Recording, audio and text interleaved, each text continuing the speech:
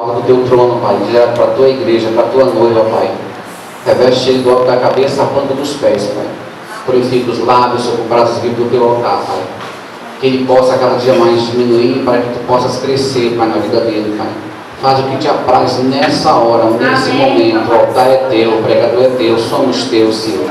Estamos aqui para te ouvir, te obedecer, Pai. É assim que eu já oro e já agradeço, em nome de Jesus. Amém. Amém. Glória a Deus. Os irmãos podem sentar. Eu saúdo a todos com a graça e a paz de Jesus. Amém.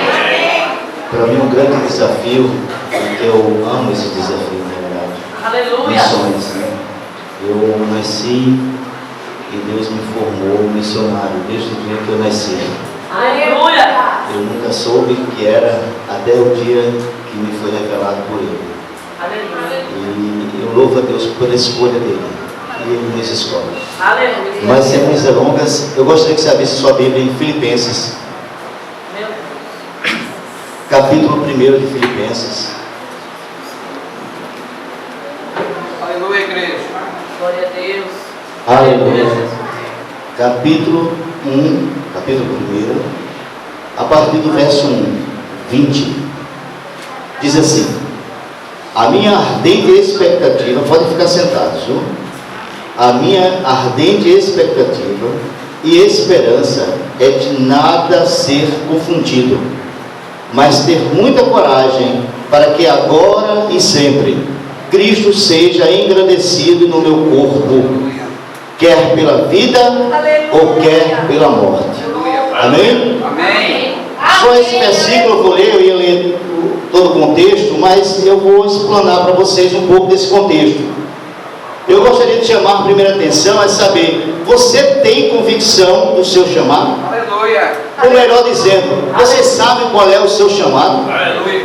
Ou para que você foi chamado? Bem, vamos conhecer um pouco da história.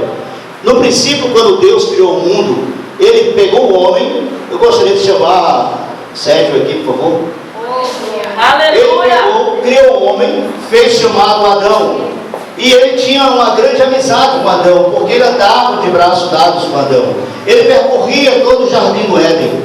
E esse era um grande privilégio para Adão, porque Adão só tinha uma única responsabilidade: era ser obediente. Aleluia.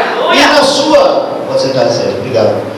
E na sua obediência, ele teria o grande privilégio de jamais se afastar da presença do Senhor. Então Deus viu o coração do homem e viu a sua necessidade de que ele tivesse uma esposa, uma varoa. Então ele pegou, constituiu uma mulher para ele, para que o homem não ficasse só.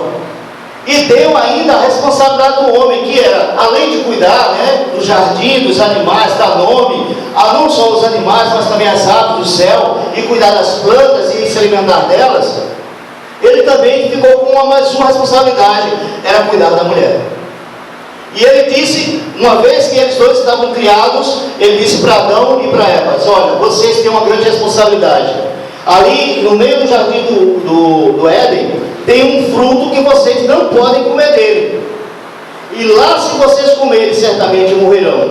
Bem, a história vocês já conhecem. É que o homem, primeiramente a mulher foi lá, seduzida, né, pela voz de Satanás, e comeu do fruto, deu ao seu esposo. Então, o pecado veio ao mundo por causa da desobediência. Porque Deus deu uma ordem a Adão. Adão, que antes andava com Deus, que era amigo de Deus, íntimo, próximo de Deus, tinha o privilégio de estar abraçado por Deus todos os dias, agora se torna inimigo de Deus.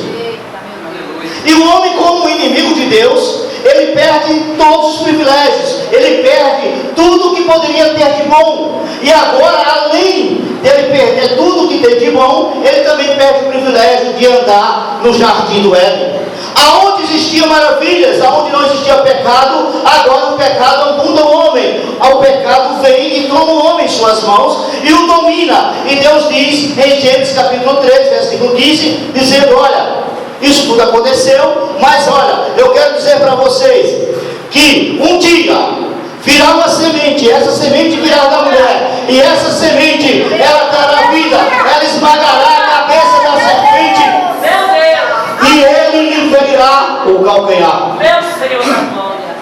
O interessante que me chama isso é que Deus não destruiu o homem, porque ele poderia ter feito isso e constituído uma nova humanidade.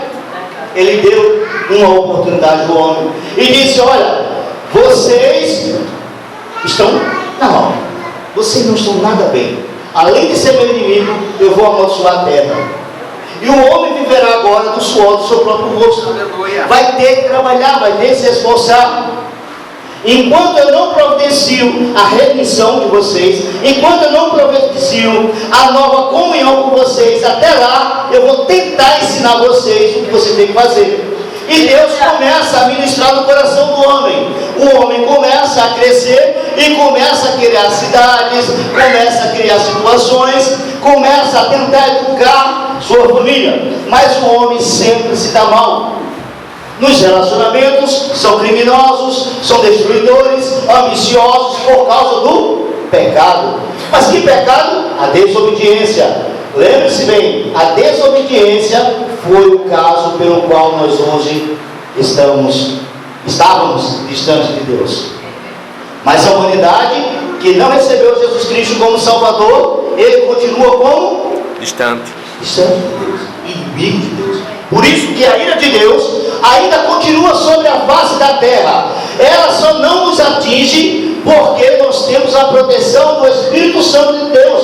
Nós temos a Cristo Jesus como escudo, que não deixa, que não permite que a ira de Deus venha sobre nós, porque ela está sobre a face da terra. O homem ainda continua inimigo de Deus até que ele se encontre com Cristo. E para isso nós temos uma grande responsabilidade. E o apóstolo Paulo, aqui na carta aos Filipenses, ele relata justamente isso, que para ele, como escolha, agora, como escolha, ele tem uma grande obrigação, mas ele diz que é uma satisfação em viver como ele vive. Mas antes de chegar em Paulo, deixa eu antecipar algumas coisas. A primeira é certeza que eu falei do seu chamado. Nós vemos que Cristo foi prometido em Gênesis capítulo 3, versículo 15, e que ele viria. Só enquanto ele não vinha, Deus tinha ensinado toda a humanidade alguns critérios de como seria ele, e o que ele teria, o que ele faria para mim e para você. Então o que ele faz? Ele começa a tratar primeiramente com Adão e com seus filhos, dizendo no seu coração, não mais se relacionando, conversando com eles, mas através do seu coração ele implanta a lei, e essa lei diz que ele tem que ter alguns critérios. Então, por causa da inveja, de Caim e mata Abel, eles chegam, vão oferecer sacrifício, porque o problema não estava no sacrifício, o problema não estava nele. Porque quando você vai ver lá em Gênesis capítulo 4, você vai ver na hora que eles vão oferecer o sacrifício, que Deus diz assim, 4:7, Gênesis capítulo 4, versículo 7, ele diz, capítulo 4, versículo 7, se procederes bem, não serás aceito? Ele estava preocupado com a oferta, ele estava preocupado com o coração do homem. Aleluia. E o que é que tem passado no seu coração referente à igreja? O que é que tem passado no seu coração referente ao mundo? O que é que tem passado no seu coração referente à nossa pátria? O que é que tem passado no seu coração referente a você? Aleluia! Se procederes bem, não serás aceito. Por que muitas vezes nós estamos na igreja e vivemos triste? Por que muitas vezes estamos na igreja e não conseguimos cumprir com a obra? Por que estamos muitas vezes na igreja e não conseguimos entender o nosso chamado? Por causa do coração. O problema está no nosso coração. O problema está no meu e no seu coração. Nós não entendemos porque nós olhamos para o nosso coração. Jeremias capítulo 17, versículo 9 diz que enganoso é o coração, mais do que todas as coisas, corrupto, traiçoeiro é o nosso coração. Por isso o convite é: confia no Senhor.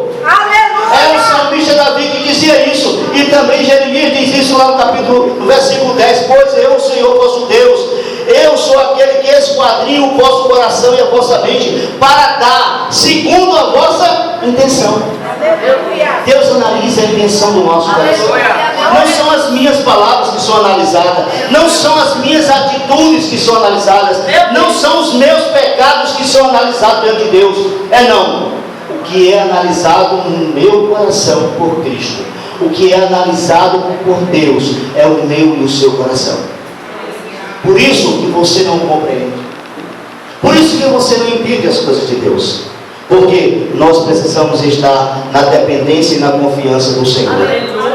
Se nós observarmos no princípio, quando ele vai criando as coisas, ele vai dando exemplos. Ele chama depois Abraão, ele chama depois Moisés, ele vai chamando homens e dizendo e mostrando os caminhos.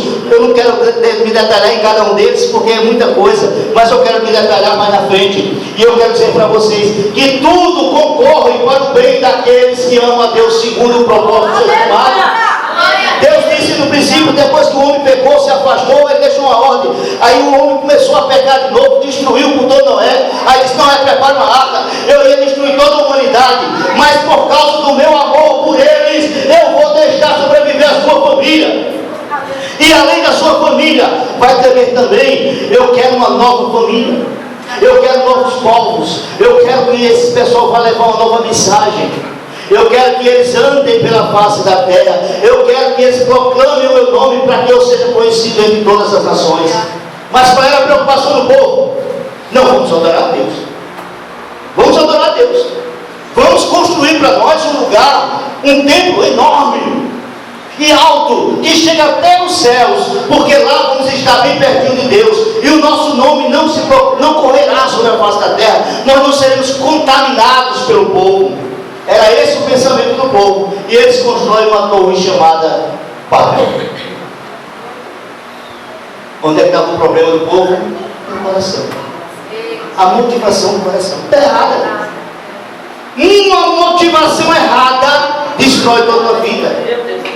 Traz toda a tristeza que você possa imaginar. Qual é a motivação do seu coração? Qual é a motivação de louvar ao Senhor? Qual é a motivação de estar aqui pregando? Qual é a motivação de estar metendo no som? Qual é a motivação de estar sentado como porteiro? Qual é a motivação do seu coração? Esse é o chamado de Deus. É o chamado para mim e para você.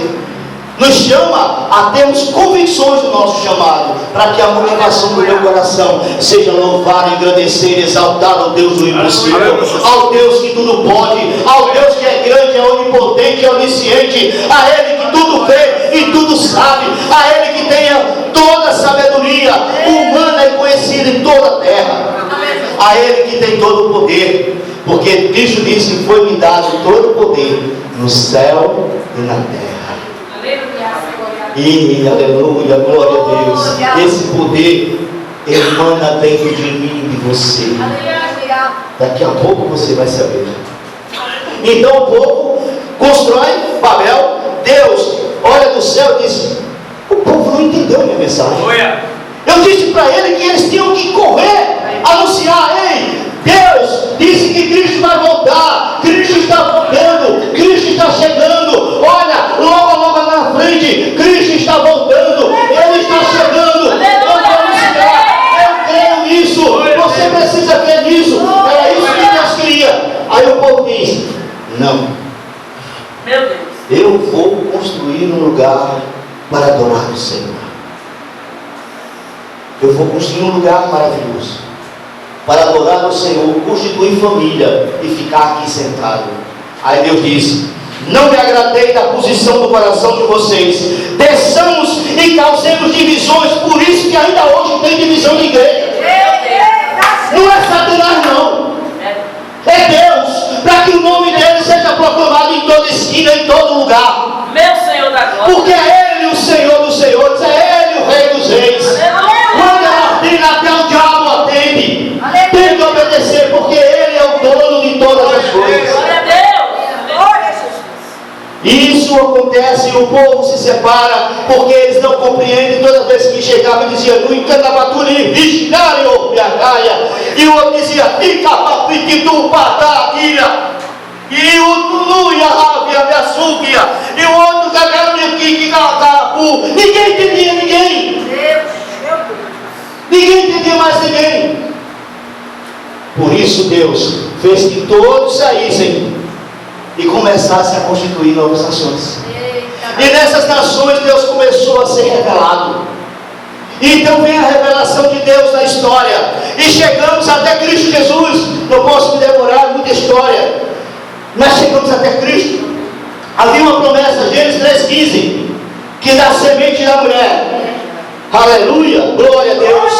Em Mateus capítulo 4, capítulo 2 e 3, na realidade, conta do nascimento de Cristo, que uma virgem concebeu. Era uma promessa que já estava no Antigo Testamento, lá em Isaías, dando uma promessa para o rei Acabe, diz: olha, irá uma jovem, uma moça, que é virgem, ela vai dar um filho. Era uma promessa que aconteceu para o rei Acabe, mas também era uma mensagem messiânica dizendo: igualzinho aqui vai acontecer mais na frente. 427 anos depois, Cristo Jesus nasce. Mas a glória maior dele não está no nascimento. Não está no nascimento. A alegria tanta era que os reis vieram de longe, os reis magos. E a alegria deles era porque o rei estava nascendo. A alegria dele é: olha, a estrela está apontando para o nascimento. Lá em Belém vai vir um homem maravilhoso, um homem bondoso, um homem que será rei dos reis, um homem que será príncipe dos príncipes. O seu nome será bendito pelo Pai de todas as nações. Porque quando eles chegam e se alegram, eles trazem ouro, esmirna, trazem o que há de melhor na época para presentear pelo nascimento.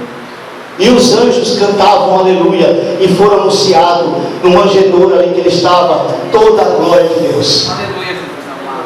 Mas isso não foi um momento de alegria, porque ele não recebeu o poder ali. Muito pelo contrário, Efésios diz que naquele momento, no seu nascimento, todo o poder que estava sobre ele, ele diz, ele esvaziou-se de si mesmo. O poder que tinha sido lhe dado, ele rejeita. Sendo Deus, tornou-se homem. Sabe por que ele tornou-se homem? Porque o que está escrito lá que eu falei, pela desobediência de um homem entrou o pecado. Ele precisava ser obediente. Cristo tinha que ser obediente. Ele não poderia ser desobediente em nada, porque a sua obediência traria novamente comunhão com Deus. E ele, como homem, ele representava agora Adão. Aleluia! Ele representava Adão. E representava quem? Ele e você. Porque nós éramos representados, né? E nós temos, por isso que nós erramos, por isso que pecamos, porque nós temos a descendência adâmica. A nossa natureza é adâmica. O Espírito Santo que está em nós, daqui a pouco eu vou explicar sobre ele. Ele é que nos ajuda. É ele que intercede por nós. Mas ele tem que estar em nós. Ele tem que estar em nós.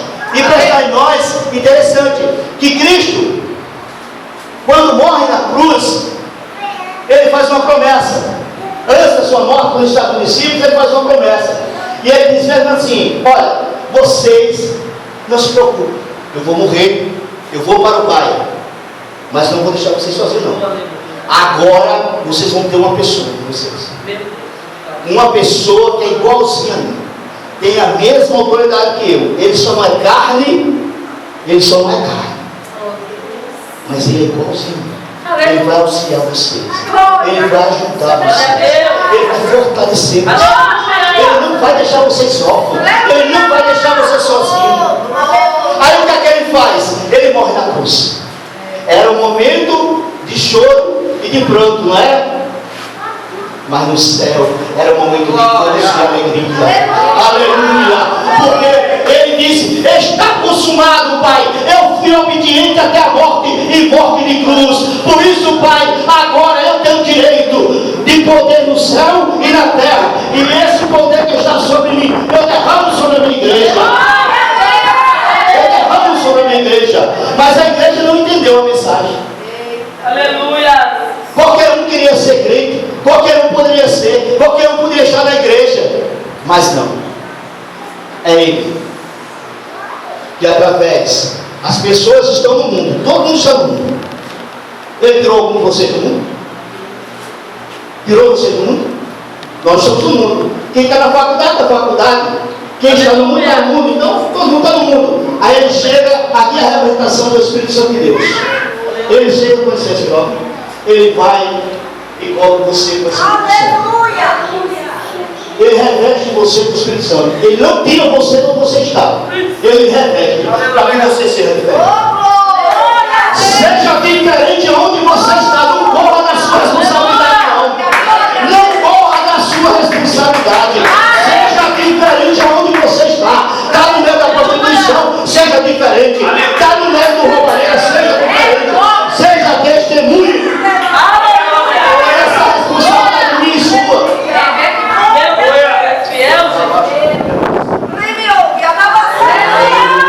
Glória a Deus. Quando Paulo se coloca na posição, a gente conhece um pouco da história de Paulo. Paulo disse que para ele sofrer era coisa maravilhosa. Não existe privilégio maior. Eu não concordo, me desculpe os levitas, né? Eu não concordo com aquela música que diz: se você é um espelho, não se preocupe porque o mundo não reconheceu. Eu digo: reconheça. Se preocupe, sabe por quê?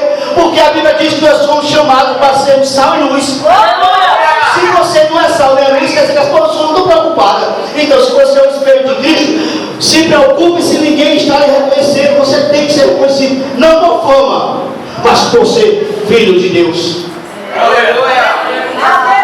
Não é contra a música, porque a música é muito bonita. A música é linda, eu acho ela muito bonita. Mas quando eu digo que ser um espelho e as pessoas não estão lhe vendo, opa, se preocupe. Seja um espelho cristão. Quando as pessoas me verem, lá vai um servo de Deus. Lá vai uma serva de Deus. Essa mulher, quando passa, eu sinto uma coisa diferente. Esse homem, quando passa, chega a me dar uma coisa gostosa. Parece que ele tem gelo por ele. Alguma coisa que refrigera a minha alma. Aleluia. Será que tem acontecido isso onde vamos? Aleluia. Será que quando eu vou num restaurante, eu passo num barzinho, ou quando eu passo numa padaria, quando eu chego, é Toninho. Não, é Miguel. Meu Deus, olha quem está aí. Paulo, quando passava, até os demônios, aquela mulher que estava profetizando lá, dizendo assim: eita, olha só. Agonia os demônios, agoniza eles. E eles vão revelar: olha, está vendo aquilo ali? É o servo de Deus. Pense no homem de Deus, pense numa mulher de Deus, usada por Deus, com poder e com glória. Quando ela passa, me dá algo diferente. Eu sinto a presença de Deus perto de mim. Quando Paulo declara aqui, aleluia, glória a Deus. Eu que me dá um salto aqui para ver se a gente chega logo aqui no final. Aleluia. Quando ele diz no versículo 20 que a minha ardente expectativa e esperança é de em nada ser confundido, mas ter muita coragem para que agora e sempre, não era só agora, mas sempre, Cristo seja engrandecido no meu corpo. Outra coisa que eu quero chamar a atenção, eu peço para vocês que não orem para que Deus tenha misericórdia dos missionários, não, porque me dá inveja, uma inveja santa. Eu gostaria de não estar aqui pregando para vocês. Eu gostaria de não estar aqui anunciando a Cristo. Eu gostaria de estar lá sendo perseguido. Porque quando a igreja é perseguida, aleluia, o nome de Deus está sendo glorificado. É muito bom para a gente estar aqui sentado, mas para mim não é um privilégio estar aqui. Era isso que Paulo estava dizendo. O meu maior privilégio é quando eu estou preso, porque até o da guarda pretoriana tem recebido a Cristo como Salvador da sua vida. Irmãos, nós nos acovardamos em nossos trabalhos, em nossas escolas, às vezes até em nossa casa. Eu fui expulso 3 vezes de casa. 3 vezes de casa. A empregada lá de casa deu um testemunho dizendo o seguinte: depois de 4 anos sendo humilhado, sendo passado por um bocado de coisa, para mim, eu tinha que ficar calado. Dormia, era num banheiro fechado, não tinha colchão, não tinha nada. Sabe por quê? Porque o meu padrasto não permitia nem que eu falasse em Cristo ou orasse de noite. Se ele me encontrasse gemendo, ele chutava minha barriga e pisava na minha cabeça. Mas eu amava. Aleluia. Porque não era ele o empecilho para mim. O maior empecilho dele, sabe quem era? O meu maior empecilho, sabe qual era? Era o meu coração. Eu precisava vencer o meu coração. Mesmo humilhado, eu preciso amar. Mesmo perseguido, eu preciso ajudar. Mesmo quando eu for rejeitado, eu me submeto. Sabe por quê? 1 Pedro capítulo 2, versículos 13 e diante, vai dizer assim: ora, mesmo aqueles que servem aos seus senhores, não só aos bons, mas aos maus. Não só aos bons, mas aos maus. Sofrendo injúria, sendo defamado, sendo rejeitado. Se isso acontece por vocês, por amor a Cristo, se vocês se submetem a Ele, nisso me alegro. Aleluia. Glória a Deus. Sabe por quê? Aleluia. Sabe por quê? E qual é o nosso grande problema? Não encontramos o nosso chamado. Quando Deus diz que nós seremos testemunhas, é interessante, porque no grego o nome testemunha quer dizer mártir. Mártir é a pessoa que está disposta, com ou sem palavras, mas com a sua vida. Aleluia. Ele chega assim, passa um facão. Ou ele pega 4 cavalos, amarra um pé no outro, uma com outra, e parte você no meio, e você não nega a Cristo. Porque se o grão de trigo cair no chão e não morrer, não dará fruto. Você está disposto a dar fruto, meu amado? Aleluia. Quando vocês orarem pelos afeganistanos, ou islamitas, esse povo está sendo perseguido, orem dizendo o seguinte: Senhor, quem me dera poder estar sendo perseguido lá, Senhor. Senhor, fortalece eles para que o teu nome seja glorificado. Essa é a grande motivação real do evangelismo. Ser mártir é ir até a morte, crendo que o Senhor Jesus glorificará o seu nome nos últimos dias. Aleluia! É o chamado para mim e para você. É Ele que escolhe, não somos nós. E Ele escolheu você para estar aqui essa noite. Aleluia. A você, tem alguém aqui ainda que não confessou a Jesus Cristo como Salvador da sua vida? Aleluia. Fique em pé, por favor, jovem. Glória a Deus. Tem mais alguém? Pode ficar em pé, não vai sair do seu canto não, pode ficar, por favor. Tem mais alguém aqui que não confessou a Jesus Cristo como Salvador da sua vida? Aleluia. Oh, aleluia. Glória a Deus. Jovem, eu quero dizer uma coisa para você. E se ainda tem e que não se levantou, eu quero dizer para você. Deus escolheu para que você estivesse aqui. Aleluia. Você talvez até diga: não, se é para ir para lá, é pequenininha a igreja, né? Eu vou. Tem um momento bom, alguma coisa boa, eu vou. Mas Deus escolheu, sabe por quê? Porque Ele quer te usar. Aleluia. Talvez muitos por aí estejam procurando placas de igrejas com nome grande, né? Assembleia de Deus, Ministério tal, né? Porque tem nome e renome. Pode sentar.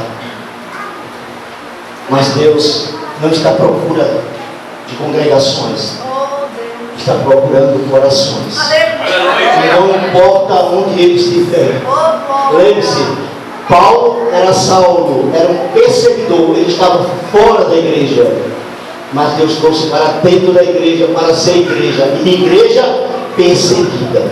Aleluia. E o grande privilégio de Paulo era justamente esse: morrer para ele seria bom.